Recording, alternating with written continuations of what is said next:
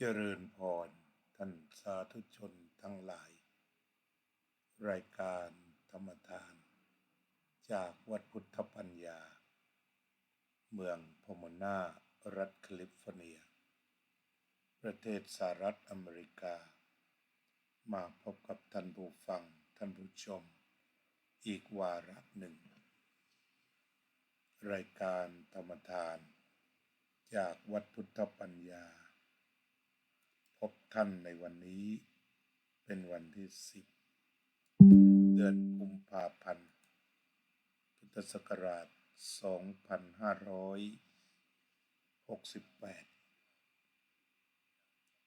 รายการธรรมทานนอกจากนำเอาเนื้อหาสาระธรรมที่เราพิจารณากันอยู่เป็นประจำมาพูดมาคุยส่งเสริมการปฏิบัติดีปฏิบัติชอบเพื่อให้เกิดความสุขสงบเย็นและเป็นประโยชน์ต่อท่านสาธุชนแล้วเรายังสดับรับฟังติดตามความเคลื่อนไหวต่างๆที่เกิดขึ้นในทางสังคมปัญหาข้อสงสัยหรือข้อท้วงติงวิพากษ์วิจารณ์เราก็สดับรับฟังและก็นำมาร่วมสนทนาด้วยเสมอหัวข้อที่พบตามเฟซในวันนี้ก็มีการนำเสนอถึงเรื่องของคนที่ไม่ถือศาสนาที่เพิ่มมากขึ้นกล่าวถึงคนที่ไม่ถือพุทธศาสนาที่เพิ่มสูงขึ้นมากขึ้น โดยเฉพาะคนรุ่นใหม่ ซึ่งนักวิชาการก็ได้กลับมาเป็นสาระว่ากำลังเพิ่มขึ้นเบื้องต้นก็จะขอทักทายญาติโยมผู้มีจิตศรัทธาฟังธรรมคุณโยมกัลยาว่องทิพย์คงคาโยมสุนิตวงสุเทพโยมพรพันธ์เบรดเล่เรียกว่าด้วยอำนาจเทคโนโลยีสมัยใหม่โยมกัลยาว่องทิพย์คงคาอยู่แคลิฟอร์เนียโยมสุนิตวงสุเทพอยู่หลังสวนโยมพรพันธ์เบรดเล่อยู่ชิคาโก3 จุดของโลกนี้มาฟังธรรมในรายการธรรมทานจากวัดพุทธปัญญาในเบื้องต้นเราก็ต้องมาคุยถึงกลุ่มคนที่ไม่นับถือศาสนาอะไรอย่างทางอเมริกาเขามีศัพท์ภาษาอังกฤษว่า atheist ออกเสียงกันอย่างนั้นหมายความว่าเป็นอเทวนิยมทางบ้านเราก็แปลว่าอเทวนิยมเพราะว่าส่วนใหญ่ทางอเมริกานั้นนับถือศาสนาคริสต์แล้วก็ตอนนี้ท่านประธานาธิบดีโดนัลด์ทรัมป์ก็กลับมาส่งเสริมสนับสนุนให้มีการศึกษาศาสนาคริสต์อย่างกว้างขวางอีกครั้งหนึ่งโดยท่านโดนัลด์ทรัมป์ให้เหตุผลว่าศาสนาเป็นทางของความสงบสุขชี้ไปว่าเป็นทางสุขกล่าวคือเป็นสิ่งที่ต้องส่งเสริมคนมีความสุขเพราะมีศาสนาในทัศนะของท่านประธานาธิบดีฉะนั้นท่านก็มีความดำริมีแนวนโยบายส่งเสริมการศึกษาศาสนาขึ้นซึ่งก็จะต้องติดตามเรื่องนี้มาต่อไปแต่ที่สำคัญก็คือสิ่งที่ท่านกล่าวว่ามันเป็นเรื่องของความสุขแม้อีลอน มัสก์ก็ไม่ทิ้งศาสนาเขาก็บอกว่ามันเป็นทางความสุขเป็นทางที่ไม่ว้าเหวเป็นทางที่ก่อให้เกิดความมั่นใจ อันนั้นเรียกว่าผู้นำด้านเศรษฐกิจผู้นำทางการเมืองสำคัญของสหรัฐอเมริกาตอนนี้ก็ยังมีความเห็นที่ไม่ละทิ้งศาสนาแต่ว่าเด็กๆทั่วไปคนรุ่นใหม่บางส่วนที่ละทิ้งศาสนาเรียกว่าเป็นพวกเอเทียสเนี่ยก็ไม่ได้หมายความว่าเขาไม่มีศาสนาอะไรแต่ถ้าพูดถึงศาสนาคริสต์หรือศาสนาอิสลามและศาสนาท้องถิ่นอื่นๆเมื่อพูดถึงศาสนานี่ก็จะไปผูกไว้กับความเชื่อว่ามีเทวนิยมมีเทวดาองค์เดียวบ้างหลายองค์บ้างคอยคุ้มครองหรือที่บ้านเราแปลมาว่าพระเจ้านั่นเองคือศาสนาที่มีพระเจ้าทั้งหลายก็จะเกี่ยวข้องกันกับเทวดาเขาจึงไม่เรียกว่าเอเทียสหรือว่าเทียสก็คือเป็นเทวนิยมหรือไม่เป็นเทวนิยมผู้ที่นับถือศาสนาก็เรียกว่าเทวนิยมก็คือเคารพนับถือในพระเจ้าก็เผยแพร่เกียรติคุณของพระเจ้ามองความดีของพระเจ้ามองอานุภาพของพระเจ้าว่าจะเป็นผู้ดูแลจะเป็นผู้ดลบันดาลใดๆทั้งหมดชีวิตของมนุษย์โชคชะตาก็ตกอยู่ในมือของพระเจ้าทั้งหมดความเชื่อรวมแบบนั้น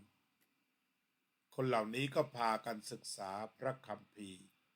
อย่างจริงจังในไทยของเราก็มีคนหนุ่มสาวเยอะที่เข้าไปศึกษาเกี่ยวกับพระคัมภีร์แต่ทีนี้จากประเด็นนี้ก็ไม่ได้หมายความว่าคนที่ไม่นับถือศาสนาที่มีพระเจ้าแล้วจะไม่มีความเชื่อใดๆในชีวิตเขาก็มีแต่ว่ากำลังจะไปที่อื่นที่จะมันเป็นทางชีวิตเสียมากกว่าจะดำเนินชีวิตอย่างไรใช้วิถีอะไรในการที่จะใช้ชีวิตในโลกสมัยใหม่นี้อย่างมีความสุขมันเป็นประเด็นนี้คือไม่ได้หมายความว่าไม่เอาอะไรเลยไม่ยุ่งไม่เกี่ยวอะไรเลยไม่ใช่อย่างนั้นแต่ว่ายังมาเกี่ยวข้องอยู่ในการแสวงหาไปเรื่อยอาตมาภาพก็มีรายการTikTokที่พูดกับฝรั่งโดยตรงส่วนใหญ่ก็มีหลายคนที่อยากจะเปลี่ยนมาเป็นศาสนาพุทธ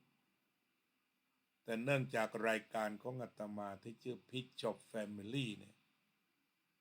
คือเราเปิดคุยกับทุกศาสนาเพื่อสกัดแก่นศาสนามาสร้างสันติภาพจึงไม่ได้ชวนเปลี่ยนศาสนาถึงแม้อาตมาจะใส่เครื่องแบบพุทธทุกประการแต่ว่าธรรมะของพุทธศาสนาเนี่ยเปิดกว้างในฐานะที่รักสัตว์ทั้งหลายรักเพื่อนมนุษย์ทุกคนตามที่พระพุทธเจ้าสอนมาแหละว่าสัตว์ทั้งหลายที่เป็นเพื่อนทุกข์เกิดแก่เจ็บตายเนี่ยก็เป็นเพื่อนของเราทั้งหมดจึงไม่ได้กำหนดว่าใครจะเข้ามาฟังธรรมะก็พยายามที่จะเอาธรรมะมาใช้อย่างเมื่อวานนี้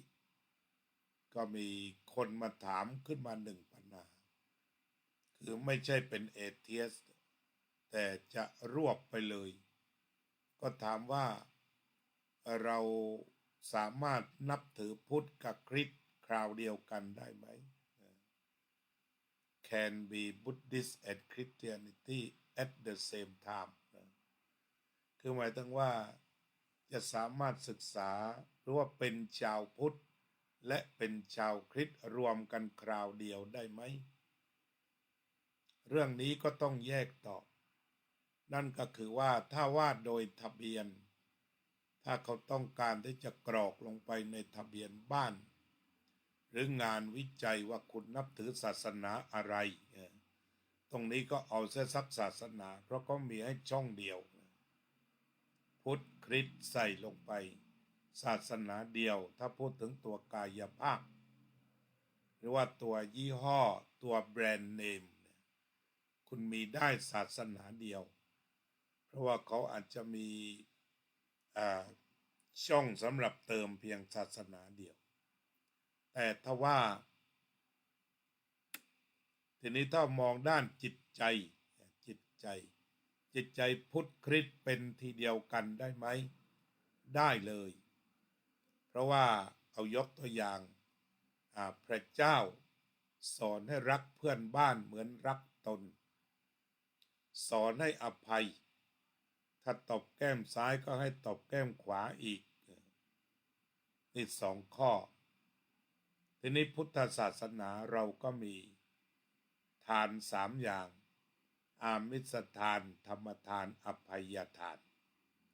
เป็นอันว่าเรามีจุดร่วมในเชิงจิตวิญญาณแล้วในเรื่องจิตใจพระพุทธเจ้าก็สอนอภัยทานแล้วก็ทางศาสนาคริสต์ก็สอนอภัยตรงนี้มีจุดร่วมเหมือนกันจุดร่วมว่าคริสต์พุทธก็อภัยทีนี้เราจะไปทางไหนเอาศาสนาตั้งหรือเอาธรรมะตั้งเราก็เอาธรรมะตั้งเช่นเข้าถึงความรัก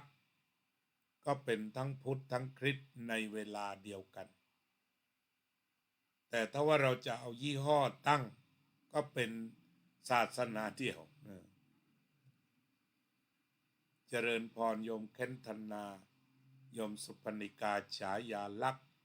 โยมจิรารัตน์เกียรติสันติกุลถ้าเข้าถึงแบรนด์เนมเราก็เป็นได้ศาสนาเดียวแต่ถ้าเราเข้าถึงตัวธรรมเป็นหลักคือความรักผู้อื่นคือความรักผู้อื่นรักตัวเองรักสัตว์ทั้งหลายอย่างทางพุทธเรามีเนี่ยจะรักตัวเองนัตถิอัตตะสมังเปมังรักอื่นเสมอด้วยตนไม่มีต้องรักตัวเองนำตนเองให้พ้นจากทุกข์ต่อไปก็รักผู้อื่นก็รักสัตว์ทั้งหลายไปเลยที่พระองค์สอนว่าให้แผ่ความรักเมตตารักแบบนี้เรียกว่าเมตตาเนี่ยไปไม่มีที่สุดไม่มีประมาณ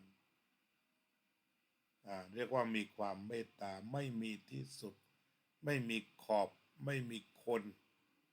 แต่ว่าไปไม่มีที่สุดไม่มีประมาณ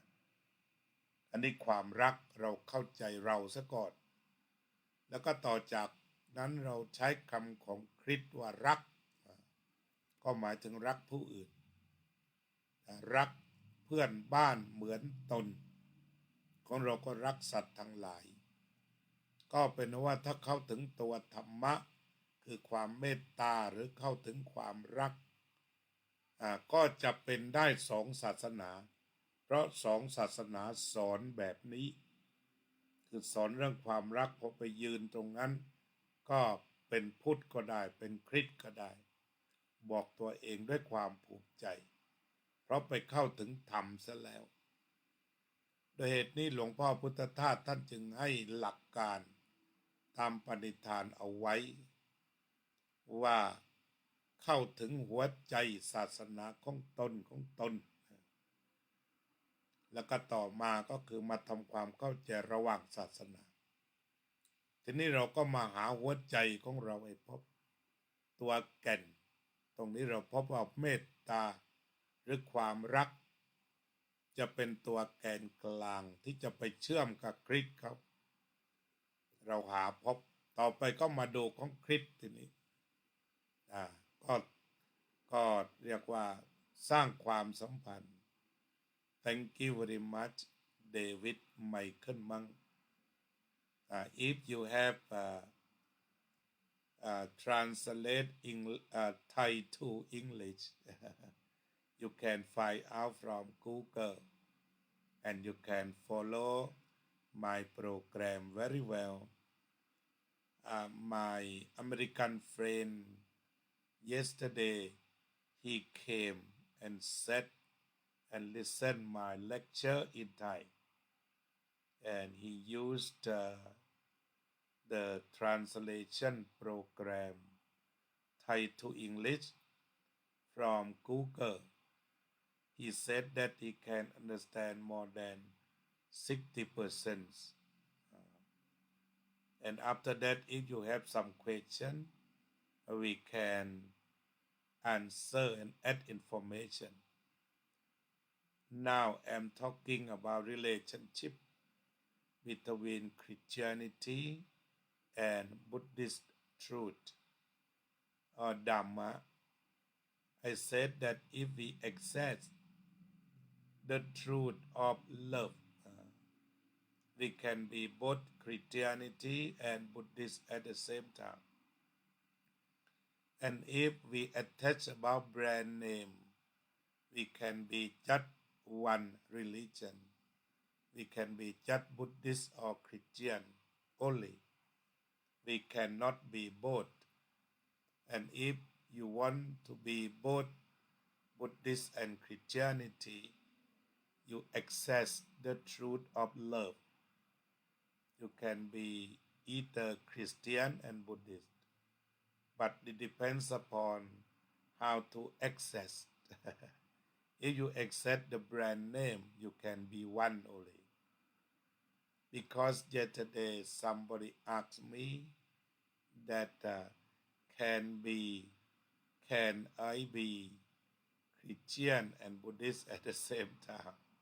That very interesting, and I bring to talk today too. Okay, try to use the Thai English translation program. You can follow, and if you have some more question, you can write on the comment, and I would like to answer the question. โยมพะเยาเจนพนัทโยมสมควรกตาธิการโยมลัดดาวันลิ้มพันธ์ก็เป็นอันว่าปัจจุบันมีคำถามแปลกๆอย่างที่กำลังตอบอยู่นี่แหละคือเป็นคนหนุ่มสาวเป็นนักศึกษาที่ไม่ปฏิเสธแต่ว่าเดินหน้าหาศาสนาไปเลยอันนี้เด็กอเมริกันก็มีเท่าที่พบที่เข้ามาใน TikTok คือไปเดินหน้าหาศาสนาคริสต์ก็จะเอาพุทธก็จะเอาก็เป็นว่ามันก็มีทั้งปฏิเสธไม่เอาอะไรเลยก็มีหรือว่าเอาทั้งสองก็มีตรงนี้ก็เพียงแต่ว่าประมาณการยังไม่มีงานวิจัยที่จะมาสนับสนุน Easy problem to solve master we ignore labels just live truth as it really is without ego only kindness and peace perfect sir perfect sir leave label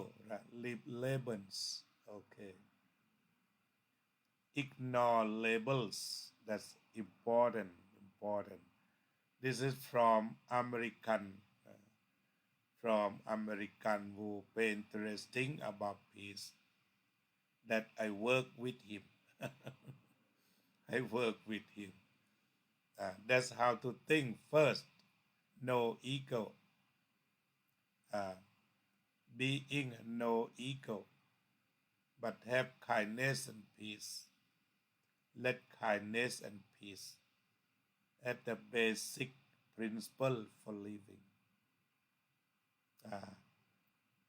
no ego no ego no ego is very important when you have no ego there's no foundation to arise of grasping craving that leads to suffering so we can say the dependence origination that there's a no ego and leads to no craving leads to no suffering okay I'm going to Thai again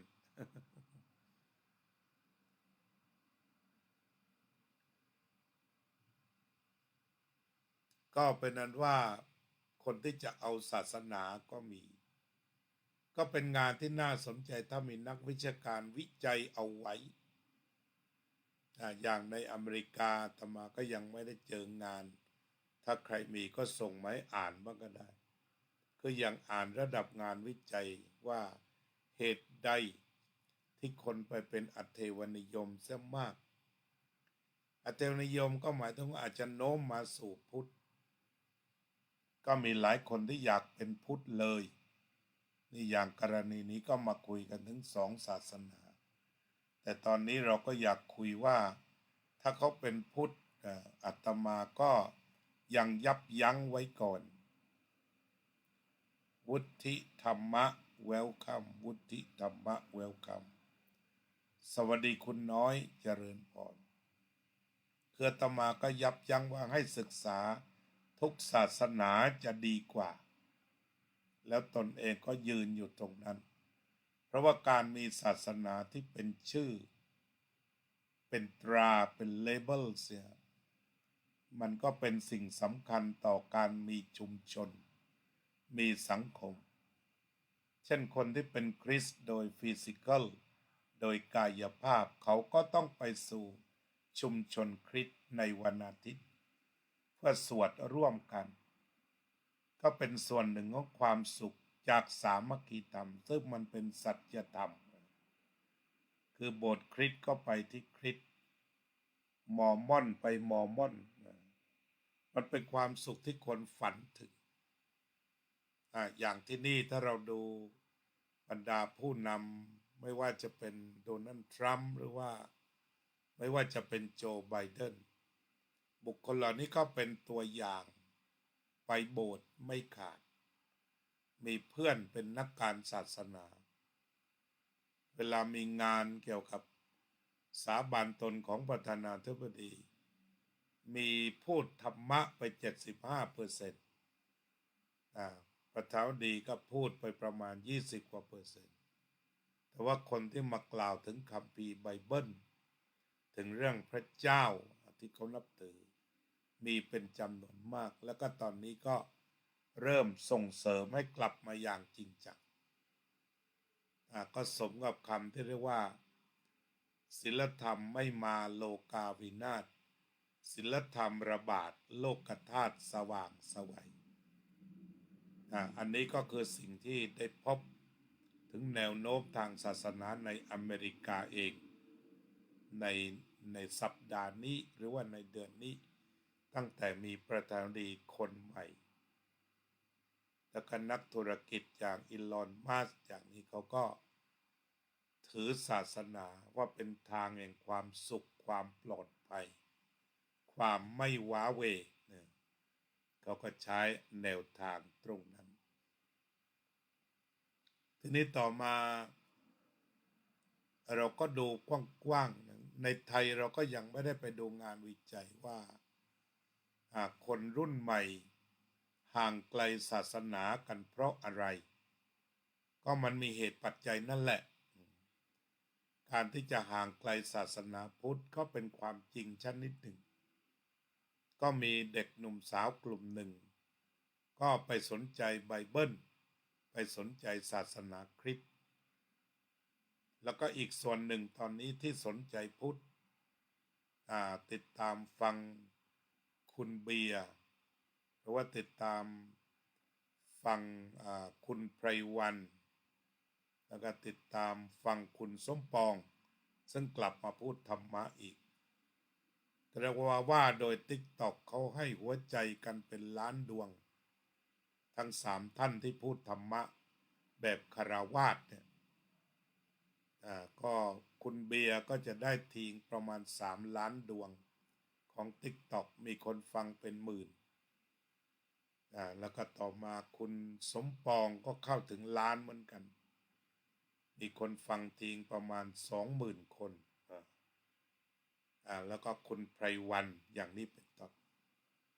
อันนี้ก็ถ้าพูดถึงทางฝั่งคฤหัสถ์ ที่เขาใช้ชีวิตฆราวาสแล้วก็มาสนใจศาสนธรรมขนาดไหนอย่างไรก็เป็นว่าไม่ได้มีเฉพาะคนทิ้งศาสนาแต่เราก็มามองอีกมุมหนึ่งวัยรุ่นที่ขึ้นสังกัดในอาจารย์ต้นก็มีเป็นจำนวนมากที่ไปกับครูเงาะเหล่านี้เป็นต้นก็ล้วนอยู่ในพุทธศาสนาแต่ว่าสาระที่คุยอาจจะต่างวิธีการเข้าถึงการใช้ศัพท์แสงก็อาจจะห่างคัมภีร์เก่าออกไปบ้างแต่ว่าถ้าเราดูถึงเจตนาว่าตราบใดยังไม่ส่งเสริมความต่ำทรามด้านศีลธรรมเช่นชวนกันเสพยาหรือชวนกันฆ่าชวนกันทุบตีเราก็พออลุ่มอล่วยไปได้ไม่ถึงกับว่าไปจับผิดฆราวาสเหล่านี้จนไม่มีที่ยืนอาจจะต้องส่งเข้าคุกให้ได้อย่างนี้ก็เกิดไปอันนี้อาตมาก็ติดตามทั้ง3 คนแหละนี่ฆราวาสคุณเบียร์คุณไพรวันก็กลับมาอีกคุณไพรวันก็ต่อเนื่องคือพูดธรรมะมาต่อเนื่องในรูปแบบของฆราวาสที่พึงจะเป็นแล้วก็คุณสมปองก็เพิ่งเปิดเจอก็สนทนาธรรมแบบทั่วๆไปเช่นกันเพราะเขาเคยทำมาดีตั้งแต่สมัยเป็นพระคุยกับวัยรุ่นได้และตอนนี้ก็วัยรุ่นก็ไม่ได้รังเกียจว่าเขาลาสิกขาแล้วเพราะนั้นผู้ติดตามก็ยังเป็นล้านคนอยู่ทีนี้เราก็ประมาณการว่าผู้ที่ติดตามเหล่านี้ต้องสนใจศาสนาเพราะเขาพูดเรื่องศาสนาอันนี้ก็มองอีกมุมหนึ่งว่าคนไม่สนใจก็มีอยู่แต่คนสนใจนี่ก็มีแต่ว่าไม่ถึงกับประมาทไม่ถึงกับประมาทแต่ก็อย่าตกใจอย่าประมาทอย่ารังเกียจคำอะไรแปลกๆที่เด็กเขาพูดขึ้นแต่ว่าหน้าที่ก็คืออธิบายให้มันตรงประเด็นอธิบายให้ตรงประเด็นอาจจะถูกตีความไปไกลไปหน่อยแต่ว่าจะต้องอธิบายว่าความจริงอันถึงที่สุดมันเป็นยังไงเช่นวัยรุ่นกลุ่มหนึ่งชอบพูดถึงว่าศาสนาสอนให้กดทับโดยเอามาบางส่วนในเชิงโฆษณาให้เกลียดศาสนาเฉยๆเช่นไปพูดผิดว่ากฎแห่งกรรมใครเกิดมาจนก็จะต้องจนตลอดไปใครรวยก็รวยตลอดไปใครมีอำนาจวาสนาก็มีตลอดไปที่เหลือก็ถูกกดทับให้สยบยอมอันนี้ก็เป็นบางส่วนที่บรรดาผู้ปลุกระดมให้ไม่เข้าหาศาสนาจะจับส่วนนี้มาเลยแล้วก็ฝึกกันจนเก่งในการโต้ตอบแต่ในความจริงแล้วหลักคำสอนเรื่องกรรมในพระพุทธศาสนานั้นสามารถเปลี่ยนแปลงได้ตลอดเปลี่ยนแปลงได้พิสูจน์ได้ตลอดแต่จะต้องเข้าถึงว่ากรรมมันคือการกระทำมันไม่ใช่ว่าจะลิขิตชีวิตมนุษย์ให้อยู่กับที่ขยับตัวไม่ได้มิใช่เอาง่ายๆถ้าเข้าใจคำสอนเรื่องกรรมชัดๆเช่นเราเคยดื่มสุราอันนี้คือทำชั่วมาก่อนนั่นก็ไม่ได้ว่าเกิดมาต้องดื่มอย่างนี้หัวราน้ำตลอดไปจะไปดื่มน้ำไม่ได้แต่ถ้าวันหนึ่งจิตตระหนักรู้ว่าการดื่มสุรานี้มันมีโทษต่อร่างกายมีโทษต่อเศรษฐกิจสร้างความร้าวฉานในครอบครัวแล้วหยุดตรงนี้มันก็เป็นกรรมเป็นมโนกรรมที่รู้โทษของสุราหยุดสุราแล้วก็เปลี่ยนการกระทำใหม่ หรือว่าเปลี่ยนการกระทำใหม่เป็นไปดื่มน้ำเปล่าไปดื่มโอวัลตินไปดื่มน้ำเต้าหู้แทนก็ชีวิตก็เซฟทันทีปลอดภัยทันทีประหยัดเงินประหยัดเวลา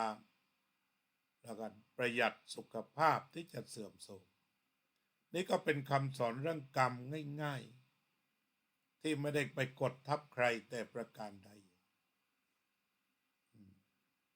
มันก็ขึ้นอยู่กับว่ามันจะต้องมีมโนกรรมที่เป็นสัมมาทิฏฐิมันก็ขึ้นอยู่ว่าโลภอยากได้ของขอพยาบาลคิดปองร้ายเขาเห็นผิดจากทำนองคลองธรรมที่เสพยาบ้ากันทั่วบ้านทั่วเมืองเนี่ยไม่ใช่กรรมเก่าที่เขตไว้ว่ามึงจะต้องเสพและตายคายาบ้าไม่ได้มีกฎทับแบบนั้นไม่ได้กดขี่แบบนั้นแต่วันไหนนี่เขาตื่นรู้ก็หยุดได้ซึ่งก็มีเยอะไม่ใช่ไม่มีไม่จะวัดสูบแล้วมันเสพแล้วมันจะติดตลอดเมื่อใดจิตแข็งพอจะหยุดได้เขาก็หยุดก็เปลี่ยนกรรมได้ตัดกรรมได้ก็คือตัดกรรมชั่วที่เคยทำแล้วก็ทำกรรมดีงั้นคำสอนตอนนี้ที่นักการเมืองบางคนมักง่าย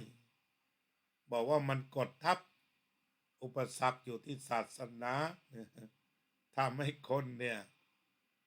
ไม่ต่อสู้ไม่ดิ้นรนที่จะออกจากความยากจนแต่ความเป็นจริงแล้วเนี่ยเขาทำอยู่แล้วไม่ใช่ว่าโดยภาพรวมว่าชาวพุทธเนี่ยมันจะต้องจน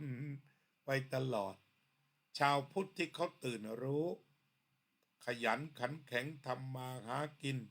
มีฉันทะวิริยะจิตตะวิมังสาอย่างครบถ้วนก็มีมากที่ขี้เกียจก็มีมันก็มีกันทุกศาสนานั่นแหละทั้งพุทธทั้งคริสต์นะที่ขี้เกียจก็มีที่นอนอยู่ตามใต้ขนุนสนามหลวงเป็นชาวพุทธก็มีที่เป็นโฮมเลสอยู่กลางมหานครลอสแองเจลิสที่เป็นชาวคริสต์ก็มีคือไม่ได้หมายความว่าจะเหมาว่าคริสต์จะรวยกว่าพุทธบางคนก็มาถามอาตมาแบบนั้นทำไมศาสนาคริสต์รวยกว่าศาสนาพุทธก็ไปเป็นเทียบแต่ว่าเรื่องรวยเรื่องจนมันเป็นเรื่องของคนมันเป็นเรื่องของอิสรภาพเสรีภาพเป็นปัจเจกซึ่งกฎหมายก็ต้องรองรับเขามีความขยันมีความอดทนมีความหมั่นเพียรเก็บหอมรอมริบดีบริหารจัดการทรัพย์ดีก็รวยแต่ขณะเดียวกันมี10 บาทเป็นหนี้ไป100ตลอดบริหารจัดการไม่ดีก็ไม่รวย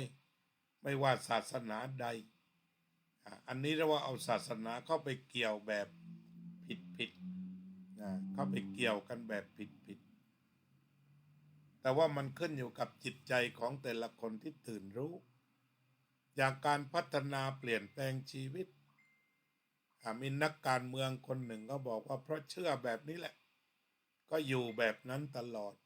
ความจริงแล้วชีวิตเศรษฐกิจของแต่ละครอบครัวถ้าเราไปดูมันมีการเปลี่ยนแปลงตลอดพัฒนาตลอดพ่อแม่ส่งให้ลูกเรียนก็เคยเห็นพ่อตาบอดพยายามทำงานส่งจนลูกจบปริญญาลูกทำงานแล้วกลับมาเลี้ยงพ่ออย่างนี้มันก็มีเยอะแยะไปหมดที่ไม่ได้หมายความว่าเกิดมาแล้วเป็นอย่างนี้ก็รับไปตลอดทีนี้ในทางการเมืองก็เช่นกันบางคนบอกว่าเพราะว่าเชื่อแบบนี้แหละคนนั้นเขามีบุญใหญ่ก็ปล่อยเข้าไปมันก็อยู่ที่คนเมื่อมันเป็นประชาธิปไตยแล้วอย่างนี้ก็ไปดูว่าคนใหญ่คนโตคนร่ำคนรวยสร้างความเจริญหรือความเสียหายให้กับประเทศชาติหรือประชาชนอันนี้ใช้เชิงพุทธเข้าไปคือเห็นตามจริง มันมีพรรคการเมืองอยู่กี่พรรคก็ดูไป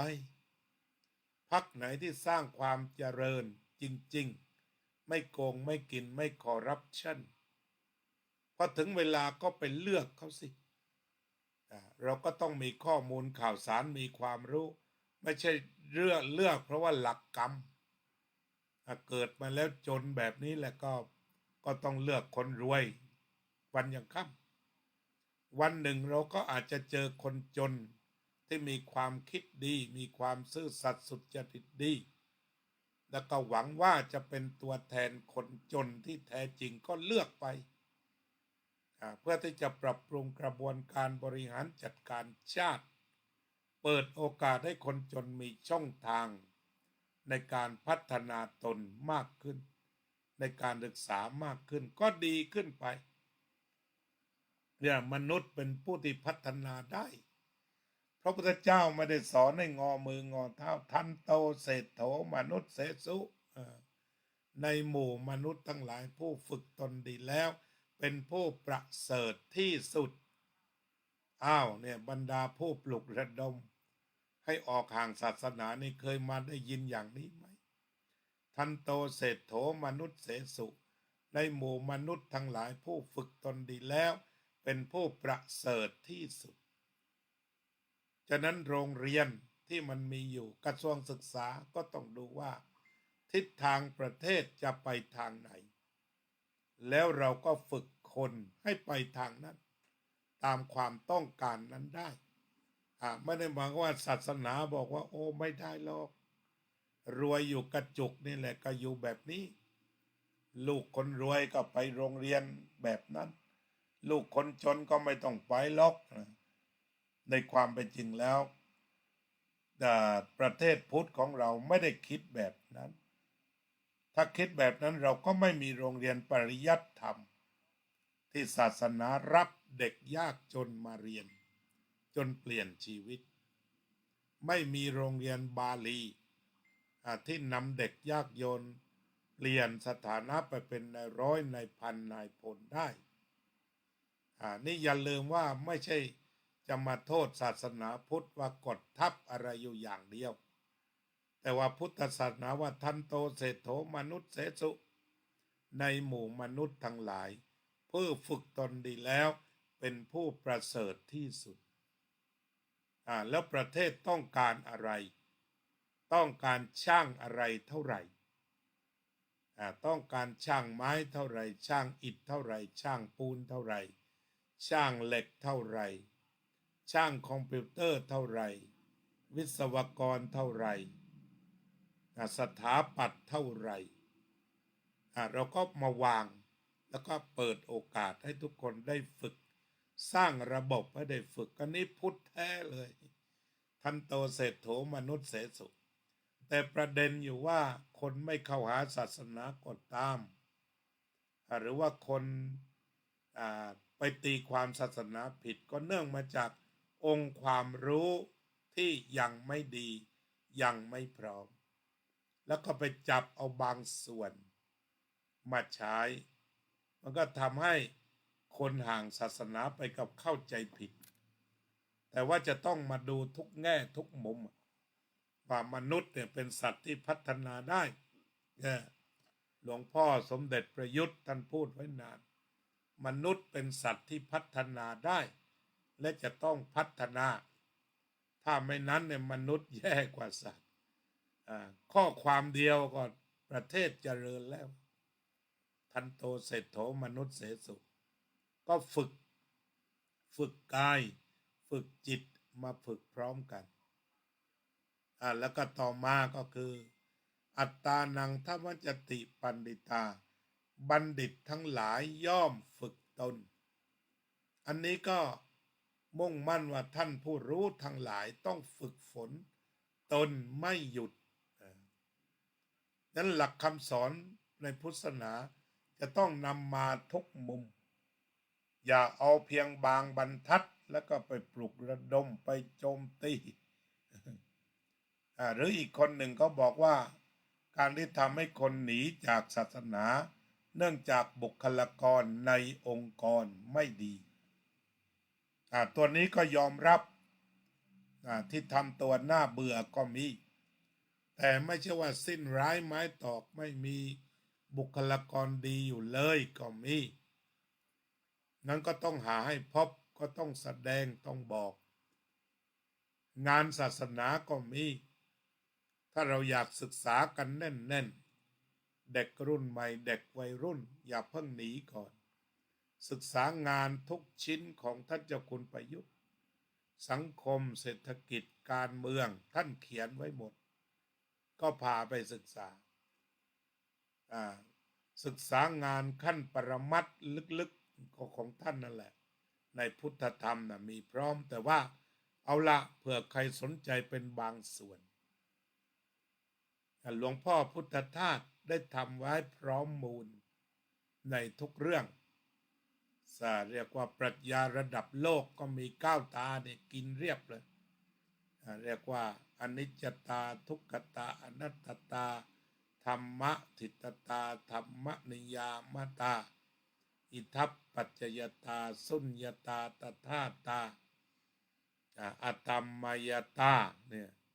เรียกว่าปรัชญาในระดับโลกก็ไปจับสิ่งเหล่านี้มาเพ่งพินิจมันก็ยังมีพุทธศาสนาที่น่าสนใจก็รวมทั้งคฤหัสถ์เด่นๆปัจจุบันเนี้ยไม่ว่าจะเป็นคุณสมปองที่กลับมาใหม่มาจับธรรมะใหม่เปิดสนทนาไม่ว่าจะเป็นคุณไพรวันหรือว่าคุณเบียร์อันนี้เป็นต้นอันนี้ก็ถือว่ามีอยู่กลุ่มหนึ่งอาจารย์ต้นแล้วก็อีกหลายอาจารย์มานพอะไรเนี่ยแต่ละแห่งเขาก็มีกลุ่มอาจารย์คึกฤทธิ์พวกนี้มันก็มีกลุ่มคนหนุ่มสาวคนรุ่นใหม่ที่ยังเกาะกลุ่มอยู่ไม่ได้ทิ้งแต่ว่าสำหรับคนที่จะทิ้งไปด้วยเหตุผลง่ายๆว่าศาสนาพุทธมันกดทับประชาชนเราก็ลองหาทางออกจากที่โดนกดสิเหมือนเดินไปถูกเก้าอี้ล้มทับอย่างเนี้ย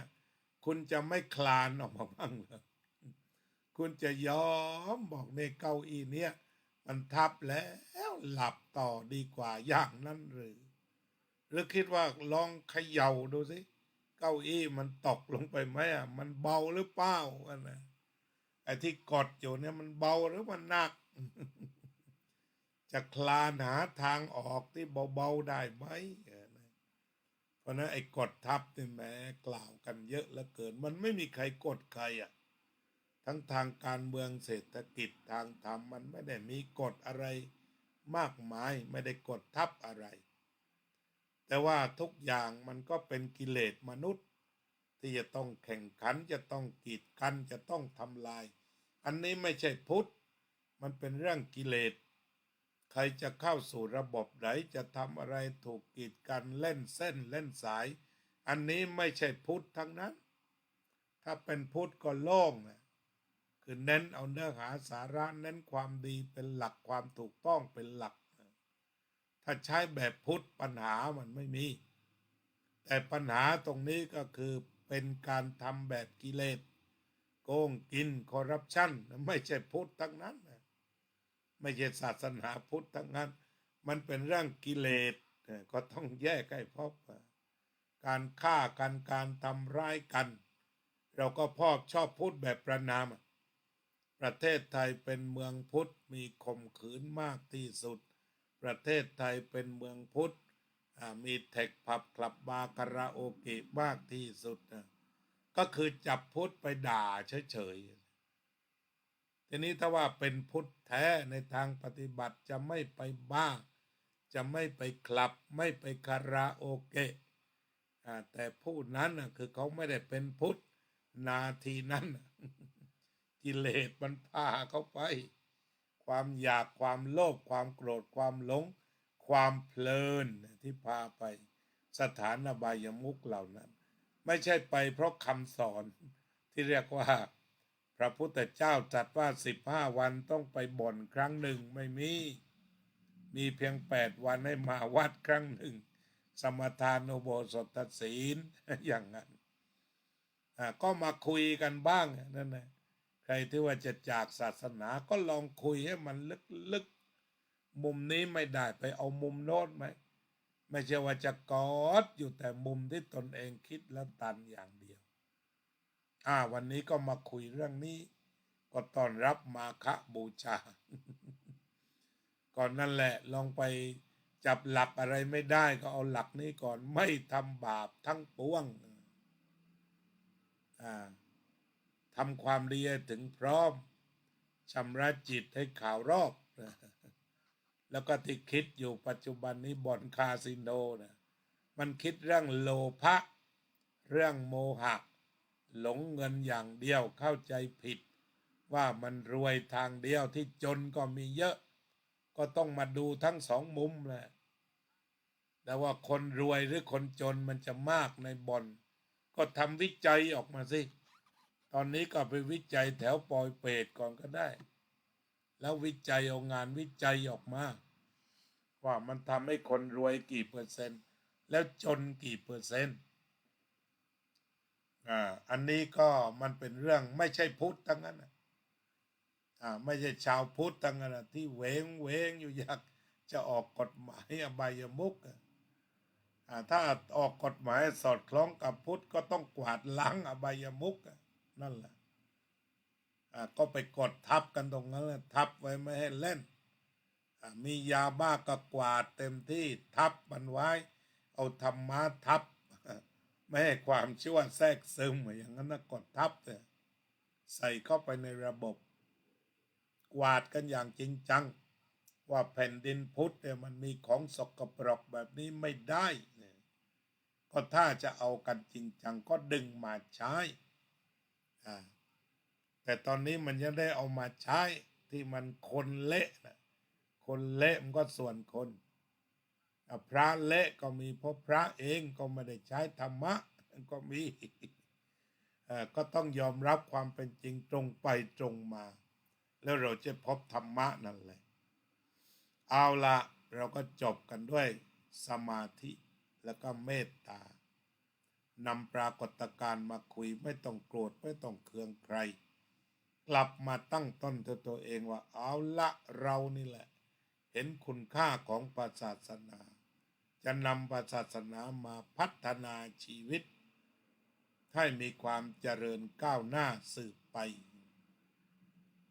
หลวงพ่อปัญญาเนี่ยท่านก็ทำงานไปจนวันมรณภาพท่านก็พยายามสร้างคำขวัญของชาวพุทธตื่นตัวว่องไวก้าวหน้าจริงจังก้าวหน้าทำงานแข่งกับเวลาพัฒนาชาติไทยถ้าเป็นเรื่องของตนเองตื่นตัวว่องไวก้าวหน้าทำงานแข่งกับเวลาพัฒนาตนแล้วคำสอนแบบนี้ล่ะเป็นพุทธทั้งนั้นพุทธทุกข้อเหลือว่าเอามาใช้แล้วหรือยังไอ้คนที่ชอบบ่นได้ลองใช้แล้วหรือยังทำความเข้าใจปฏิบัติแล้วหรือยังมหาเศรษฐีที่บอกว่าคนจนถูกกดทับในบริษัทตนเองกดขี่คนหรือเปล่าตรงนี้มันมากกว่ามันไม่ใช่ศาสนาพุทธไปกดลูกจ้างในโรงงานเลย์ออฟอะไรเขาเนี่ยมันไม่ใช่พุทธทั้งนั้นมันจะต้องหาทางออกที่จะอยู่ร่วมกันอันนั้นมันไม่ใช่พุทธหรอกไปเลย์ออฟคนงานอะไรเงี้ยไม่ใช่พุทธทั้งนั้นก็มาเสวนากันอาตมาก็จะจับประเด็นเหล่านี้มันนั่งคุยกันให้เข้าใจต่อไปเราก็เจริญสมาธิภาวนากลับมาหากายด้วยจิตใจที่สดชื่นเบิกบาน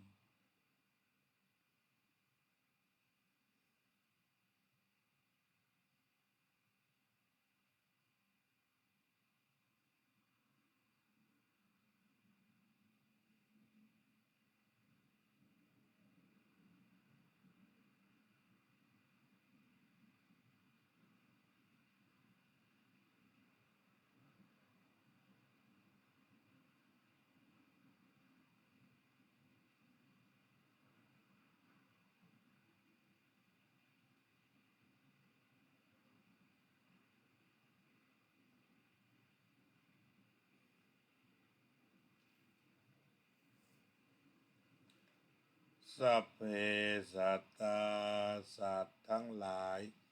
ที่เป็นเพื่อนทุกข์เกิดแก่เจ็บตายด้วยกันทั้งหมดทั้งสิ้นอเวราโหนตุจงเป็นสุขเถิดอย่าได้มีเวรแก่กันและกันเลยอัพยาปัชชาโหนตุจงเป็นสุขเถิดอย่าได้พยาบาทเบียดเบียนซึ่งกันและกันเลยอนีฆาโหนตุจงเป็นสุขเถิดอย่าได้มีความทุกข์กายทุกข์ใจเลยสุขีอัตตานังปริหาราตุโจมีความสุขกายสุขใจรักษาตนให้พ้นจากทุกข์ภัยทั้งสิ้นเถิด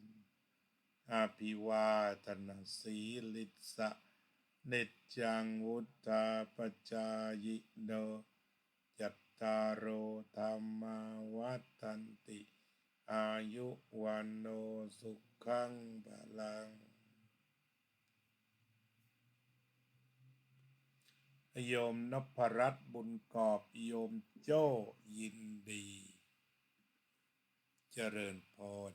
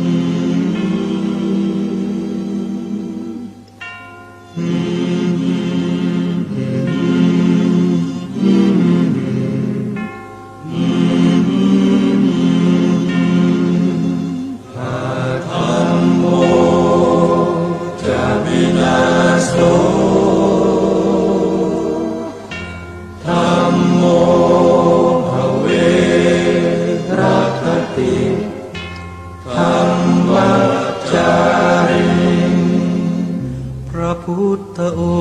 งค์ท่านทรงตรัสรู้เป็นสัพพัญญูตรัสสอนความจริงว่าธรรมะย่อมชนะ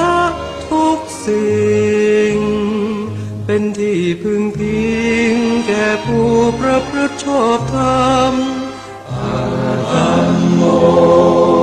จะวินาโสธัมโมภเวรัคติธัมมัจจาริอำนาจใดๆก็ตามย่อมถึงความพินาศถ้าขาดธรรมะประจำไม่มีใครอยู่ค้ำฟ้าเราต่างเกิดมาใช้กันจงอยู่ในศีลในธรรมคิดทำแต่กรรมที่ดีธัมโมจะวินาโสธัมโมภเวรัคติธัมมัจจาริธรรมส่องสว่างสู่ทางสุขสีคำจุนโลกนี้นิรันดร์ธัมโมจะวินาโส